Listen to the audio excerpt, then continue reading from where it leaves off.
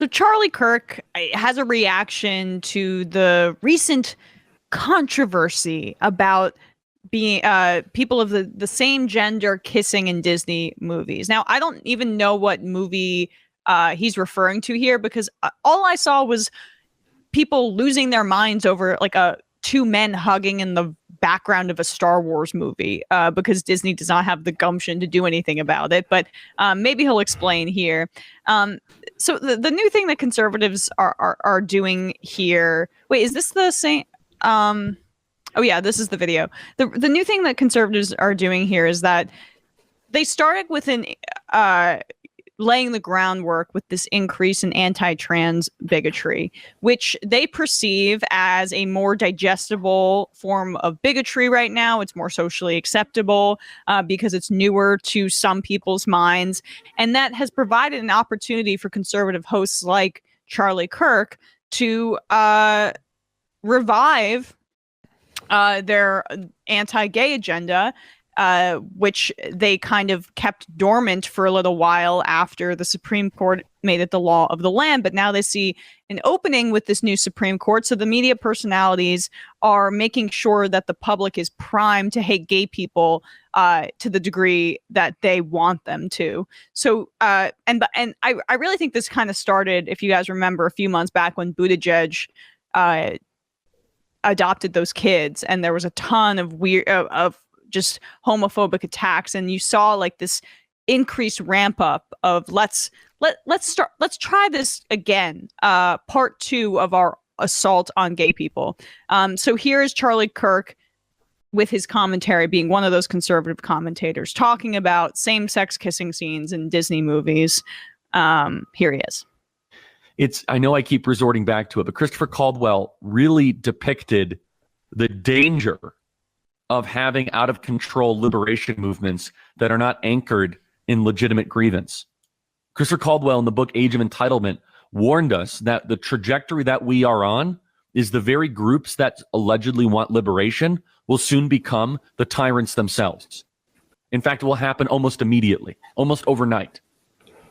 That once the groups are formed, it's not like all of a sudden the ACLU and the LGBT groups like disassemble, like, oh, we got gay marriage done, now we can just put our paperwork away. No, it's an entire cottage industry of outrage and hysteria. It gave them meaning and purpose.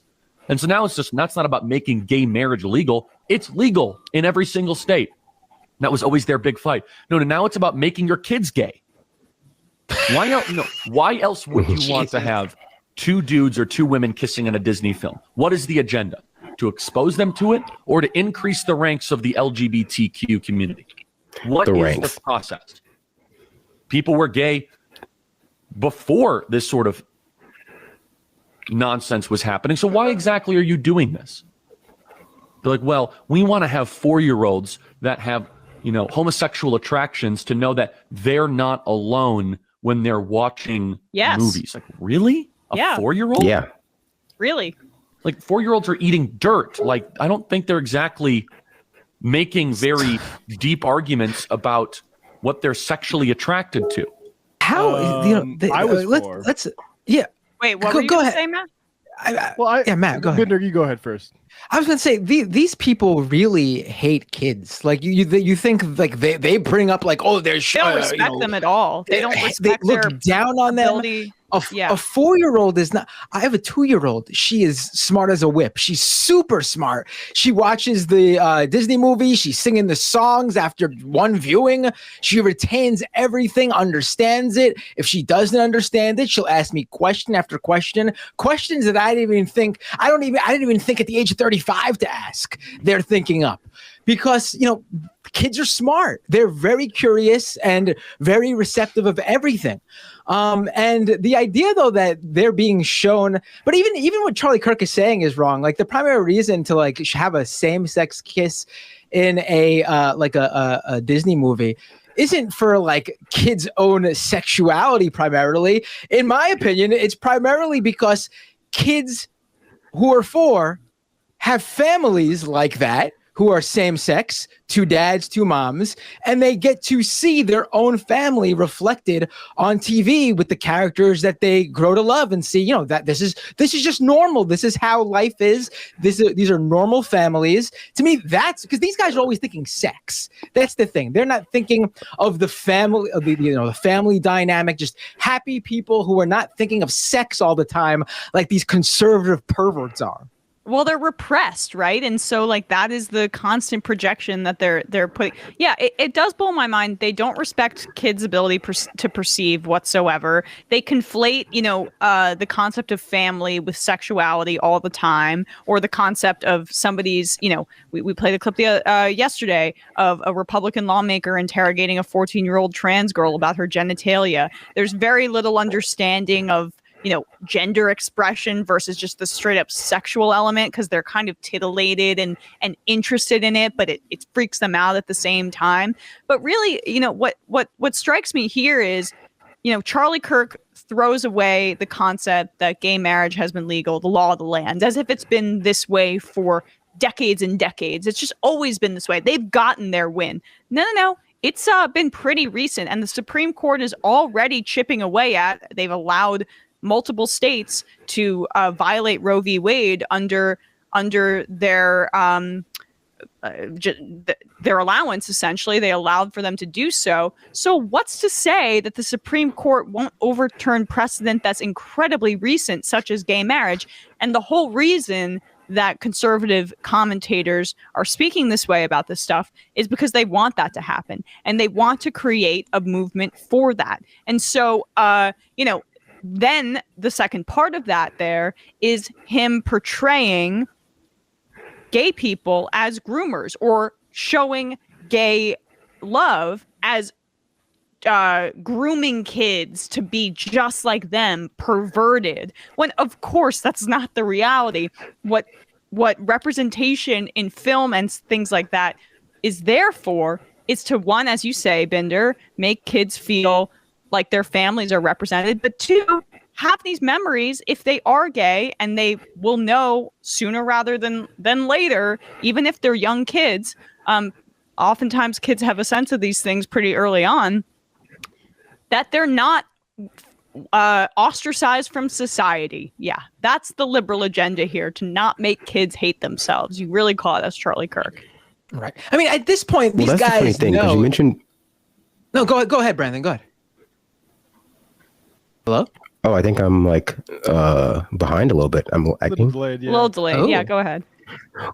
Well, a little delay. Let me just say, I think Emma's first point about the projection was, that's what struck me first. That his whole spiel was about how minorities, traditionally oppressed groups, once given any kind of inclusivity into like mainstream mass culture, will inherently try to move from just being included to like oppressing the white, minority now, or white like male minority now, as just like a function of that's what they will do now that they're there. When in reality, like that's what he's complaining about, like the complex victimology of the Republican Party that holds them all together.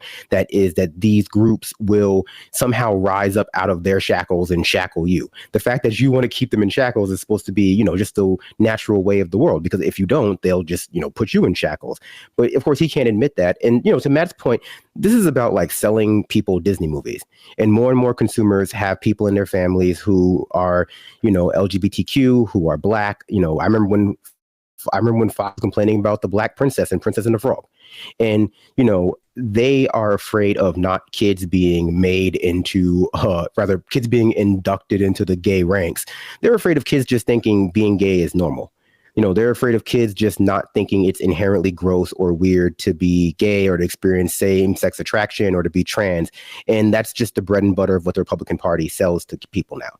And so, what Republicans want you to do, or they want to be America's like racist uncle who everyone just puts up with in their old bigoted ideas for some reason, due to affection or due to us being a society. And what they don't like now is that a lot of people our age, millennials who grew up with a mass media culture that was more inclusive, if not more like egalitarian, economically, now we have kids, and a lot of us who put up with our racist uncle or our anti-trans uncle or whatever we had to put up with at Thanksgiving, have kids now who we're not going to expose to that same thing. And they just want to, they just want to hold America hostage, because to them what a society is that, it's that family unit that they get to terrorize every year. Right. It's interesting because well, of course there are quite a few that probably still don't believe that you are born, gay or lesbian or bisexual or transgender, but the most of them, at least people like Charlie Kirk who have a platform, they definitely know that. So the idea that they think these movies are turning children gay are bullshit. They don't think that, but that actually makes it even more nefarious, because what they actually want to do is they want these kids to repress how they actually are and live a miserable life, not being able to be who they are and not being able to, be in a relationship that they want to be with based on how they were born. That's the real hidden evil here. And they want them to suffer for the fact that they're different, and it's punishment. We want you to be we want to punish you for your difference. And it's honestly something you can extrapolate to the larger conservative mindset. They are so punitive, and it doesn't have any connection to outcomes. It's not going to change anybody's sexuality, but it doesn't matter because they hate you, and so you're going to be punished for being different. Yeah, I mean, all this stuff, the anti-LGBT stuff, the anti-CRT stuff, is all about mind control or ideological discipline. The thing about this Disney story is it's a great example of right-wing populism is always just a Trojan horse for just basically the priorities of bosses and bigots and how they're mutually they have a mutually exclusive relationship. Because this story about Disney, they like to present it as if they're going up against the Hollywood elites, but actually what's going on in Disney is much more complicated than that. Whereas the elites at Disney, as opposed, which is to say the executives, and particularly the new executive leadership, let's put this up, has basically gone against previous leadership who was more, let's just say, woke, more open and sensitive to these sorts of issues. And now, this is from March 9th, Disney censors same-sex affection in Pixar films, according to a letter from employees. So what Charlie Kirk and all these conservatives are doing is actually coming to the defense of Disney bosses, but pretending like they're against these degenerate Disney elites. But what they're supporting is a effort to discipline these employees by Disney leadership, who wants to basically react against and move away from the type of representation that they were allowing in their shows.